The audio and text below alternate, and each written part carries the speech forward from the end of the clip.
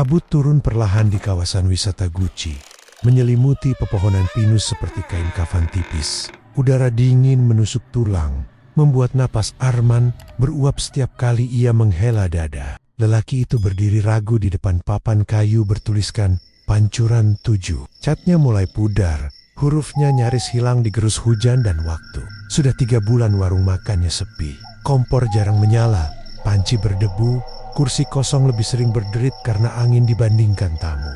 Hutang menumpuk, telepon dari rentenir datang silih berganti. Malam ini, Arman datang bukan sebagai wisatawan, melainkan orang putus harapan. Cuma air, gumamnya lirih, mencoba menenangkan pikiran.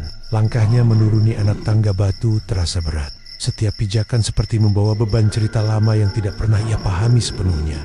Dari Kaihan, suara gemericik terdengar konstan, seolah memanggil tanpa kata. Pancuran itu mengalir dari sela dinding batu alam, jernih, berkilau, terkena cahaya lampu redup. Seorang lelaki tua duduk di bangku kayu dekat pemandian. Rambutnya putih kusam, matanya cekung namun tajam. "Kamu datang malam Jumat?" tanyanya pelan. Arman mengangguk. Katanya, "Waktunya pas." Orang tua itu tersenyum tipis. Banyak yang bilang begitu. Tidak semua pulang membawa berkah. Ucapan tersebut membuat tengkuk Arman merinding. Namun ia tetap melangkah. Ia sudah terlalu jauh untuk mundur. Baju dilepas, tubuhnya menggigil ketika kaki menyentuh genangan dingin. Air terasa berbeda. Bukan sekadar sejuk, melainkan seperti menyusup hingga ke dalam kepala. Ia menutup mata, mengingat pesan yang ia dengar dari pelanggan lama warungnya. Jangan berdoa keras, jangan menyebut nama orang lain, jangan menoleh ke belakang. Kalau kau ingin kaya, jangan setengah hati.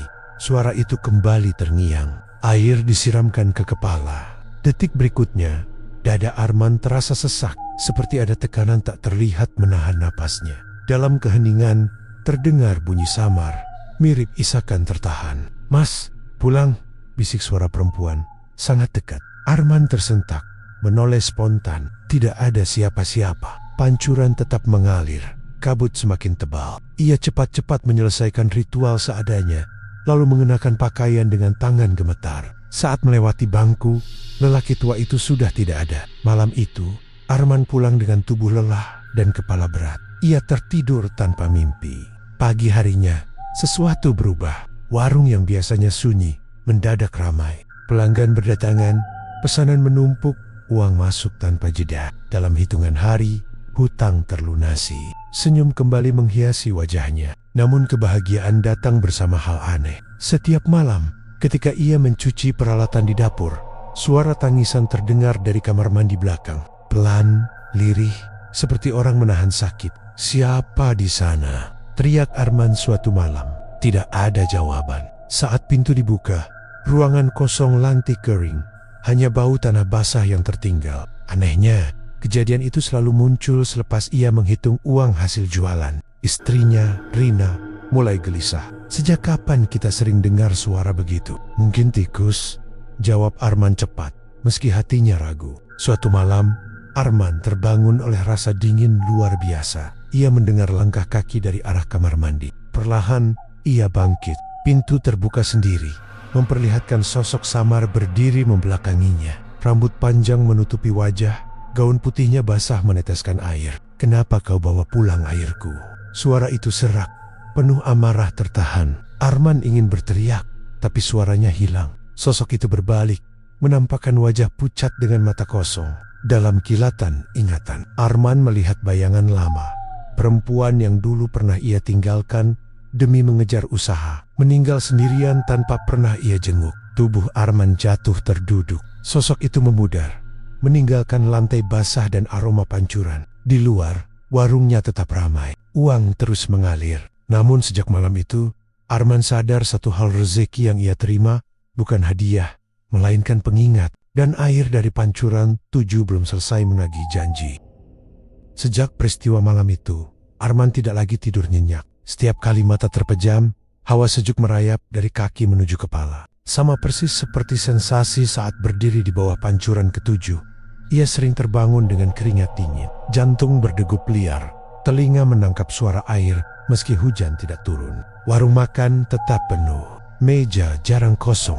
Orang-orang antre tanpa tahu alasan mereka datang. Banyak pelanggan mengaku tersesat, lalu tiba-tiba lapar tepat di depan bangunan milik Arman.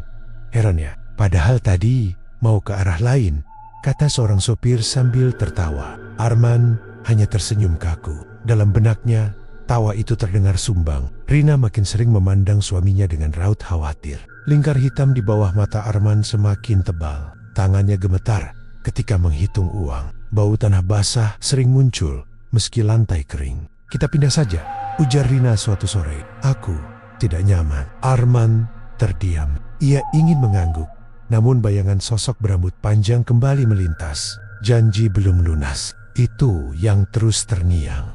Malam berikutnya, tangisan terdengar lebih jelas. Bukan lagi samar, melainkan penuh isak. Seolah seseorang duduk di sudut kamar mandi. Arman berdiri di ambang pintu, napasnya tertahan. Pergi, katanya lirih. Aku sudah menyesal. Air kran menyala sendiri. Lantai berubah basah. Dari pantulan cermin, terlihat wajah pucat muncul di belakangnya. Kau datang membawa harapan. Suara itu berbisik. Kau pulang membawa milikku. Arman menutup mata. Aku tidak tahu.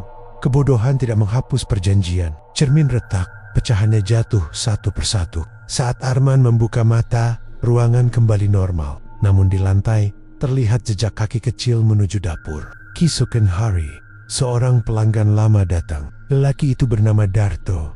Wajahnya kusut, sorot matanya kosong. Kau pernah ke Pancuran 7? Tanyanya tiba-tiba. Arman tersentak. Kenapa tanya begitu? Darto tertawa pendek. Aku pernah kaya mendadak, lalu bangkrut lebih cepat. Ia mencondongkan badan. Airnya tidak memberi, cuma memindahkan. Ucapan itu menghantam pikiran Arman. Malamnya, ia memberanikan diri kembali ke Gucci. Kabut lebih tebal, suasana lebih sunyi. Tangga batu licin oleh lumut. Pancuran tetap mengalir.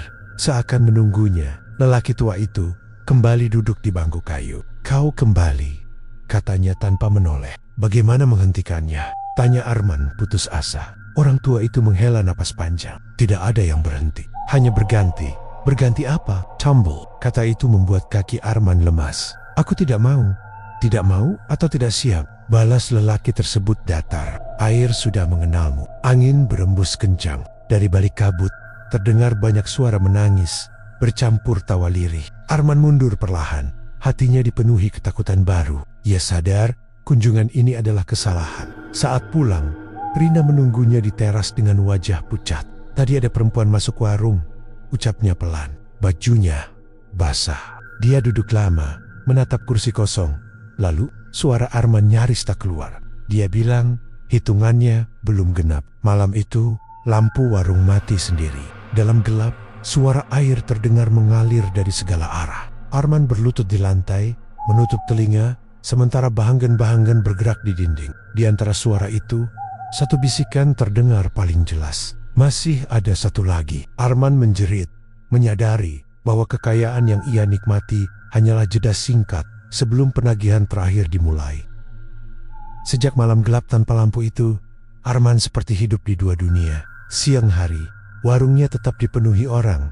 Suara sendok beradu dengan piring, aroma masakan mengepul hangat. Namun saat matahari turun, bangunan tersebut berubah menjadi ruang asing. Dinding terasa menyempit, udara lembab menekan dada, seakan sesuatu ikut tinggal bersama mereka. Rina semakin sering sakit, tubuhnya lemah, wajahnya pucat, matanya cekung seperti kurang tidur berhari-hari. Dokter tidak menemukan penyebab apapun, cuma kecapekan, kata dokter singkat. Arman tahu itu bohong. Setiap malam, Rina mengigau, menyebut air, batu, serta tangga licin. Padahal istrinya belum pernah menginjakan kaki ke Pancuran ke-7.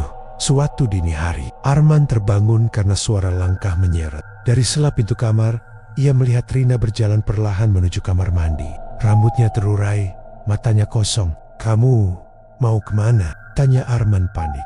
Rina bibirnya bergerak, namun suara yang keluar bukan miliknya. Gilirannya hampir tiba. Arman memeluk istrinya erat. Tubuh Rina dingin, seperti baru keluar dari air gunung. Seketika ia pingsan di pelukan Arman.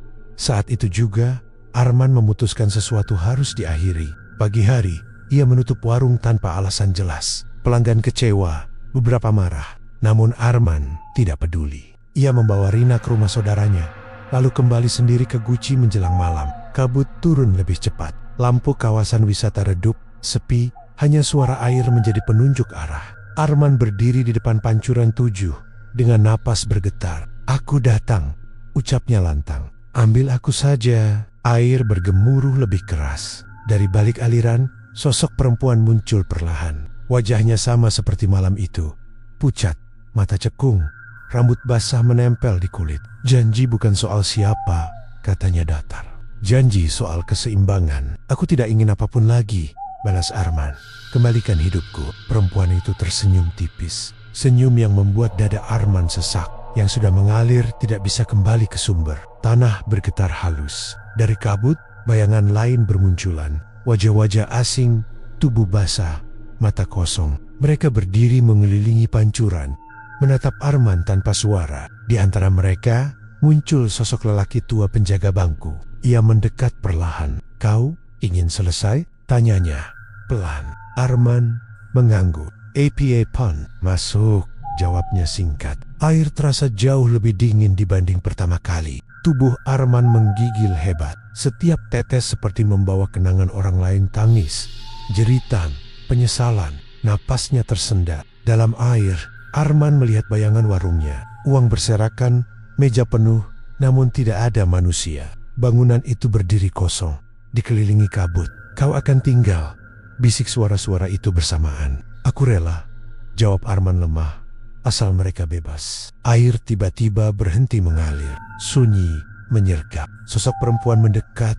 Wajahnya kini tampak lebih tenang. "Satu menggantikan banyak," katanya. "Sejak awal, itulah aturannya." Tubuh Arman terasa ringan, lalu dingin. Pandangannya gelap perlahan. Dalam detik terakhir, ia melihat cahaya pagi menyelinap di antara pepohonan. Keesokan harinya, pancuran 7 tetap mengalir seperti biasa. Tidak ada tanda apapun. Hanya seorang pria berdiri di dekatnya, mengenakan pakaian lusuh, wajahnya kosong, tatapannya tajam. Seorang wisatawan bertanya, "Pak, air ini benar bisa bikin kaya?" Pria itu menoleh perlahan, tersenyum tipis.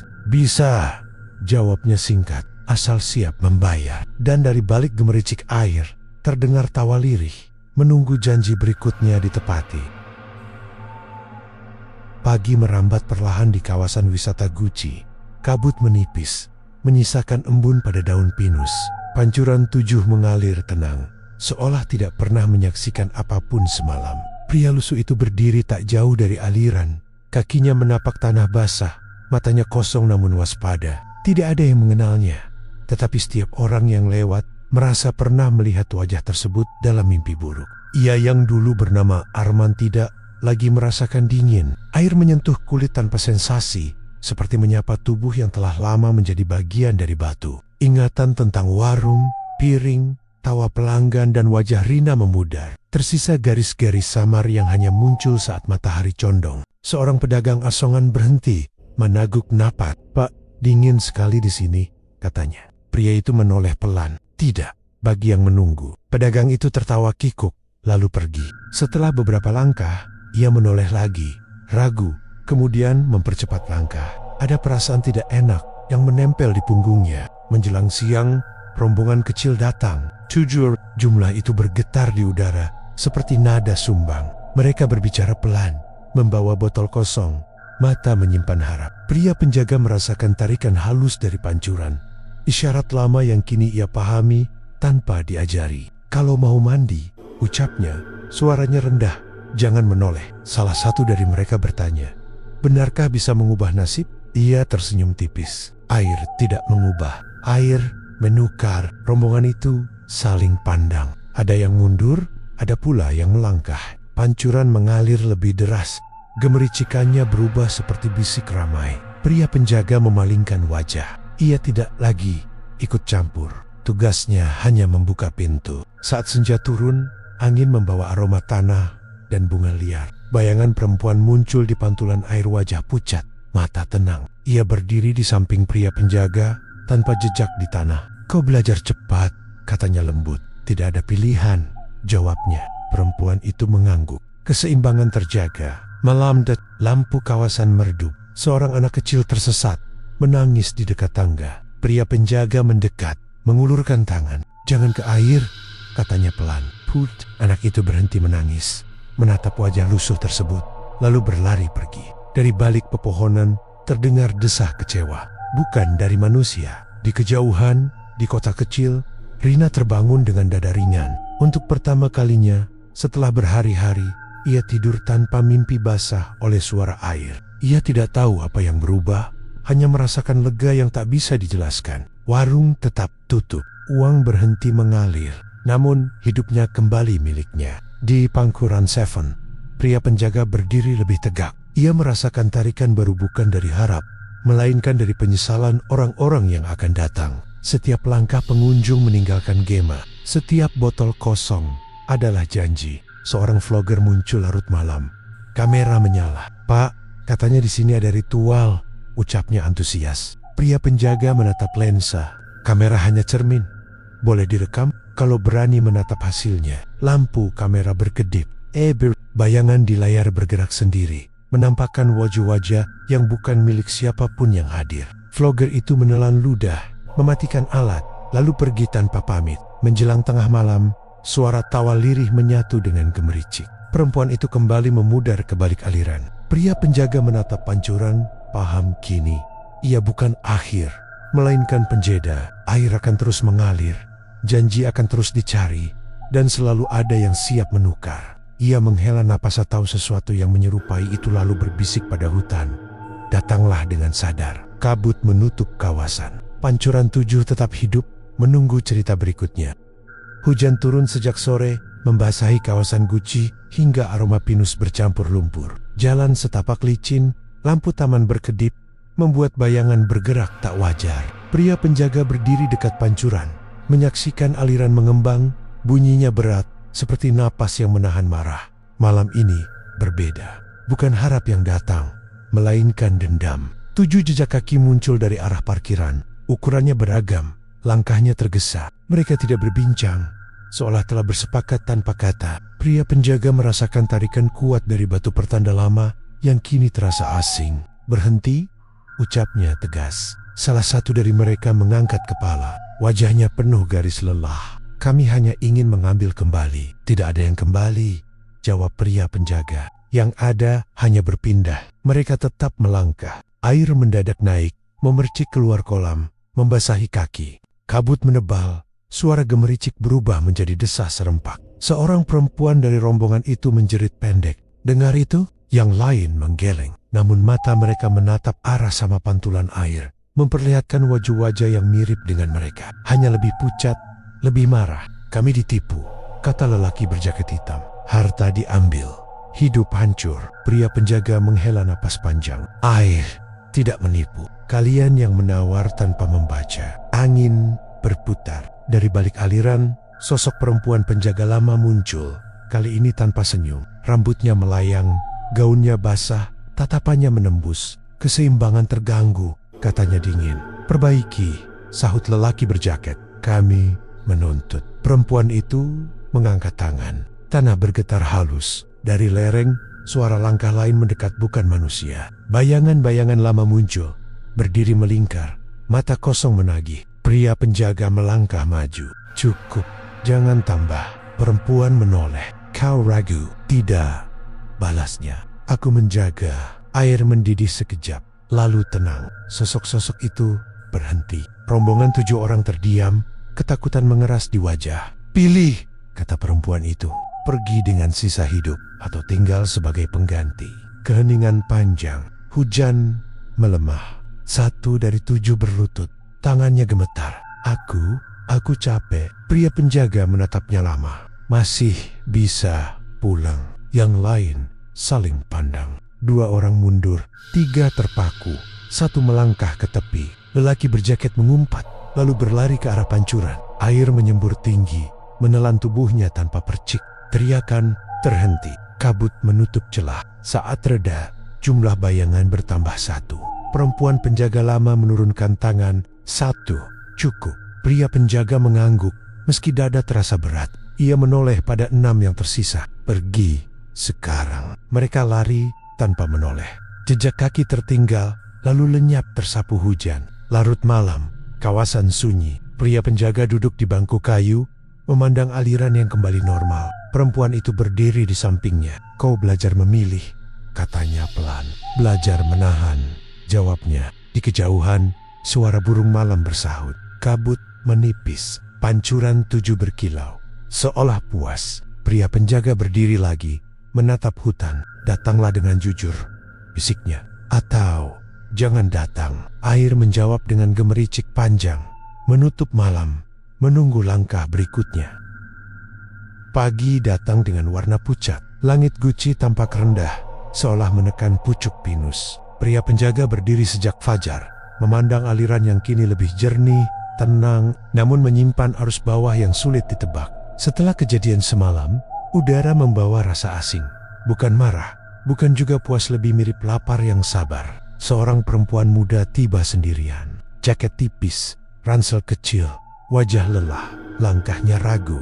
Matanya menelusuri papan pudar. Ia berhenti beberapa meter dari kolam. Masih boleh? Tanyanya lirih. Pria penjaga mengangguk pelan. Boleh datang. Belum tentu pulang. Perempuan itu menelan ludah. Aku cuma mau bertanya. Air tidak menjawab pertanyaan, balasnya. Ia menuntut keputusan. Ia terdiam, lalu duduk di batu. Dari saku, ia mengeluarkan gelang hitam, memutarnya berkali-kali. Katanya ada pantangan. Banyak, jawab pria penjaga, yang paling sering dilupakan. Jangan membawa apapun keluar. Perempuan itu mengangguk, seolah paham, namun tatapannya beralih ke botol kosong di ransel. Pria penjaga menangkap gerak itu. Pancuran beriak tipis, seakan mengingatkan. Soar, merambat. Kabut turun lebih cepat. Perempuan itu masih di sana, memandangi air, tanpa berani mendekat. Saat senja habis, ia berdiri. Aku siap, ucapnya singkat. Pria penjaga membuka jalan. Jangan menoleh. Air menyentuh kulitnya. Pahubet, bibirnya berkemet-kamit. Bukan doa, lebih seperti permintaan maaf. Dalam hening terdengar suara napas lain, sangat dekat. Jangan, bisik suara perempuan dari pantulan. Perempuan muda itu tersentak. Seketika, air memercik tinggi. Pria penjaga melangkah cepat, namun terlambat. Perempuan itu terjatuh. Botol tergenggam, terisi setengah. Ia bangkit dengan panik. Aku cuma mau sedikit. Pria penjaga menatap tajam. Letak. Tangannya gemetar. Ia ragu.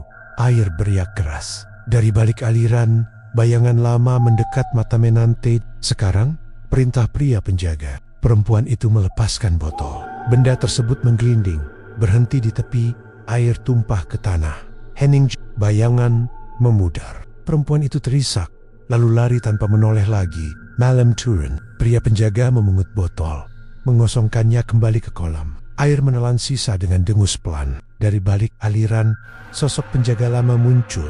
Wajahnya muram. Kau melanggar kebiasaan, katanya. Aku mencegah, jawab pria penjaga. Kebiasaan menjaga keseimbangan, sahutnya. Pelanggaran menuntut koreksi. Angin berdesir, tanah bergetar tipis. Pria penjaga merasakan tarikan kuat, seperti panggilan lama. Bukan malam ini, katanya tegas. Perempuan penjaga lama menatap lama, lalu mengangguk. Besok, di kejauhan, lampu kota kecil berkelip. Di rumah saudaranya, Rina menutup jendela. Hujan rintik jatuh.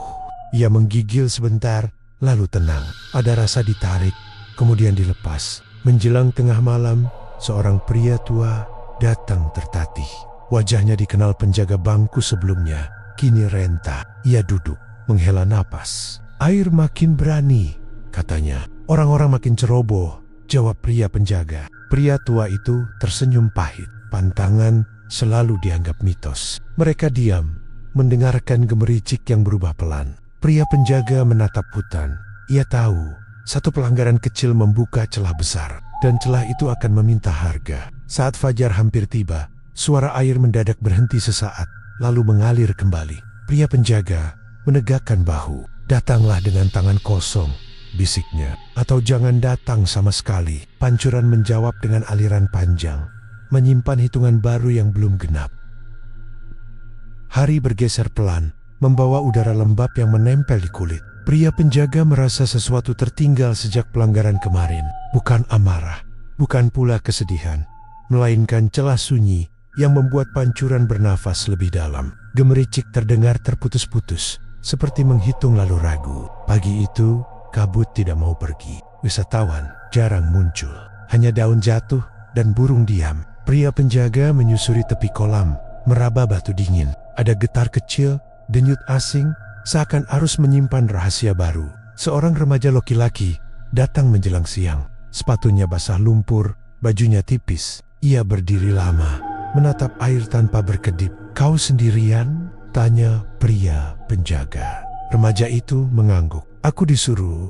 "Siapa?" Ia mengangkat bahu. "Swah." Pria penjaga menahan napas. "Pulang." Remaja itu tersenyum samar. Belum selesai. Air beriak, memantulkan wajah lain di balik wajahnya lebih tua, lebih gelap. Pria penjaga melangkah cepat, menghalangi tepi. "Tidak sekarang," katanya tegas. Remaja itu menoleh, kebingungan sesaat. Kenapa? Dingin. Seketika angin memutar. Dari balik aliran, sosok perempuan penjaga lama muncul. Matanya menyala redup. "Hitungan bocor," katanya pelan. "Ada yang tercecer." Pria penjaga menggeleng. "Aku menutup celah." "Kau menunda," balasnya. Air tidak suka jeda. Remaja itu terhuyung, lututnya hampir menyentuh batu. Pria penjaga meraih bahunya. Sentuhan itu membuat arus mengamuk. Air menyembur, kabut mengental. "Lepaskan," kata perempuan penjaga lama. "Tidak," jawab pria penjaga. Bukan dia. Keheningan menekan. Bayangan-bayangan lama muncul setengah, lalu berhenti, seolah menunggu keputusan. Remaja itu berbisik, suaranya pecah. "Aku capek dikejar." Pria penjaga menatapnya. "Pulang sekarang." Perempuan penjaga lama mendekat. Satu langkah lagi, keseimbangan retak. Pria penjaga berdiri tegak. "Ambil aku." Air berdenyut keras. "Pater." Bayangan mengerumun, lalu mundur perlahan. Perempuan penjaga lama memejamkan mata. "Bukan waktumu," katanya, "tapi akan tiba." Kebut, remaja itu terjatuh duduk. Napas terengah. Pria penjaga membantunya berdiri. "Jalan lurus," ucapnya, "jangan menoleh." Remaja itu berlari pergi. Langkahnya menghilang di tikungan, meninggalkan jejak yang cepat pudar.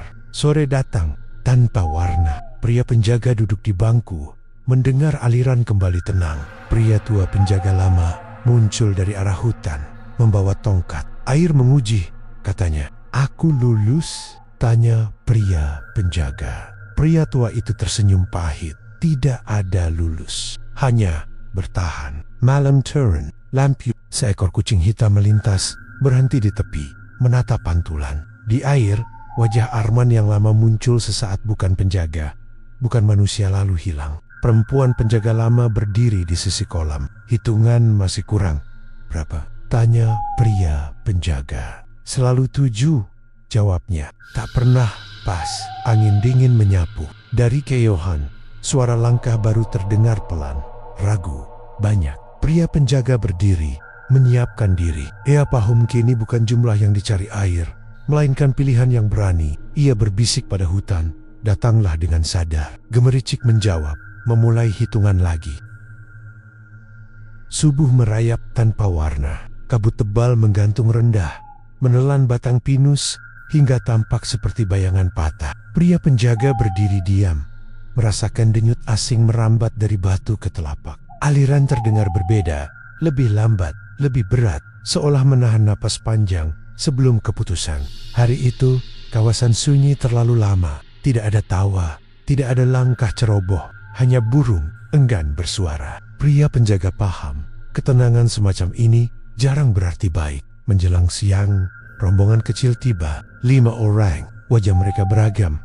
Takut, yakin, putus asa, rakus, ragu. Jumlahnya salah. Air beriak tipis, membentuk lingkar kecil, lalu rata kembali. "Jumlahmu kurang," kata pria penjaga tanpa basa-basi. Seorang perempuan berkerudung maju. "Kami tidak sepakat soal angka." "Air tidak menawar," jawabnya. Ia menghitung. Seorang lelaki bertopi terkekeh. "Kami datang bukan untuk ritual, cuma ingin bukti." Kata itu membuat angin memutar pelan. Pantulan kolam menggelap, menampilkan wajah-wajah lain yang tak hadir. Pria penjaga melangkah ke depan. "Pulang," katanya tegas. Mereka saling pandang. Perempuan berkerudung menunduk, 2 orang mundur. Lelaki bertopi tetap maju. Ia mencelupkan tangan, menertawakan dingin. Lihat, biasa saja. Air mengeras seketika. Permukaan berdenyut, lalu menelan telapak hingga siku. Cawat, lelaki itu menarik lengan. Gagal. Mata membiser, napas tercekat. Tol, katanya terpotong. Pria penjaga meraih bahunya. Sentuhan itu seperti menyentuh arus listrik. Bayangan lama muncul berlapis, menatap tanpa emosi. Sosok perempuan penjaga lama berdiri di balik aliran. Wajahnya tenang namun tegas. Lepaskan, katanya. Dia tidak tahu, balas pria penjaga. Air tahu, jawabnya. Keheningan menekan. 4 orang lain membeku. Perempuan berkerudung berlutut. Hampir begitu. Lengan lelaki bertopi terlepas. Tubuhnya jatuh terhempas. Terengah, kulit pucat. Pria penjaga menariknya menjauh dari tepi. Pergi, katanya singkat. Mereka berlari tanpa menoleh. Jejak tertelan, kabut. Sore datang dengan cahaya pucat. Pria penjaga duduk, mengatur napas. Perempuan penjaga lama mendekat. Kau mengubah urutan, katanya. Aku menjaga, jawabnya. Air memilih sendiri, balasnya. Kau hanya pintu. Malam, lampu berkelip. Dari arah tangga, 7 siluet muncul, bukan manusia sepenuhnya, bukan bayangan murni. Mereka berdiri sejajar, menunggu. Pria penjaga merasakan panggilan kuat, bukan perintah, melainkan tarikan yang tak bisa ditolak. Waktunya, bisik perempuan penjaga lama. Untuk apa? Tanya pria penjaga. Pergantian, jawabnya. Siluet bergerak mendekat. Air naik setapak demi setapak. Pria penjaga berdiri di tengah, membuka tangan. Ambil aku, katanya tenang. Siluet saling memudar, menyatu ke aliran. Perempuan penjaga lama menatapnya lama. Belum, ucapnya akhirnya. Masih ada hutang lain. Dari siapa? Tanya pria penjaga. Dari tempat, jawabnya. Bukan orang. Angin mengamuk singkat, lalu reda. Aliran kembali normal. Namun kini memantulkan cahaya aneh, seperti menyimpan bintang di dasar. Larut malam, seorang ibu tua datang tertatih. Wajahnya lembut, matanya basah. Ia meletakkan bunga di tepi. Anakku dulu sering kesini, katanya lirih. Pria penjaga menunduk. Pulanglah. Ibu itu mengangguk, meninggalkan bunga. Air beriak pelan, seolah berterima kasih. Saat fajar hampir tiba, pria penjaga berdiri kembali. Ia menyadari sesuatu berubah. Air tak lagi menunggu manusia sepenuhnya. Ia memilih sendiri, menutup pintu bagi yang ceroboh, membuka celah bagi yang jujur. Pria penjaga berbisik pada hutan, aku di sini. Gemericik menjawab, lebih ringan. Hitungan berlanjut, bukan untuk genap, melainkan untuk adil. Fajar menyibak kabut dengan cahaya pucat. Pria penjaga berdiri lama, menatap aliran yang kini tampak lebih tenang dibanding hari-hari sebelumnya. Tidak ada gemuruh, tidak ada bisik saling tumpuk, hanya suara air yang berjalan seperti napas orang tidur. Ia merasakan kelegaan tipis, sekaligus firasat akhir. Pagi itu, kawasan wisata ditutup lebih awal. Papan kayu digeser, rantai dipasang. Namun sebelum gerbang banner-banner terkunci, satu keluarga kecil datang tergesa. Ayah, ibu, seorang anak lelaki. Wajah mereka kelelahan. Pak, sebentar saja, pinta sang ayah. Anak kami ingin lihat pancuran. Pria penjaga menatap bocah itu. Matanya jernih, tanpa bayang lain. Tidak, hari ini. Ibu itu mengangguk cepat. Kami pulang. Mereka berbalik. Anak itu menoleh, melambaikan tangan. Pria penjaga membalas. Dada terasa ringan. Air beriak kecil, seperti setuju. Menjelang siang, perempuan penjaga lama muncul untuk terakhir kalinya. Wajahnya tidak lagi dingin, rambutnya tidak lagi basah. Ia berdiri sejajar, memandang aliran. Hitungan selesai, katanya pelan. Tanpa 7? Tanya pria penjaga. Tanpa paksaan, jawabnya. Itu lebih berat. Angin berembus lembut, daun jatuh satu persatu. Pria penjaga mengingat Rina, warung, tawa yang dulu hilang. Ia merasakan ikatan yang menipis, seperti tali lama yang siap dilepas. Apa yang terjadi padaku? Tanif, perempuan itu tersenyum tipis. Kau pulang. Air berkilau terang sesaat. Permukaan menurun perlahan, menyisakan aliran kecil yang jernih. Batu-batu di dasar tampak jelas. Bayangan lama menghilang satu persatu, seperti asap tersapu pagi. Pria penjaga melangkah mendekat. Dingin kembali terasa. Bukan menusuk, melainkan menyapa. Ia mencelupkan tangan. Tidak ada tarikan, tidak ada tuntutan. "Terima kasih," bisiknya. Air mengalir pelan lalu berhenti. Pangkuran Seven Sunyi.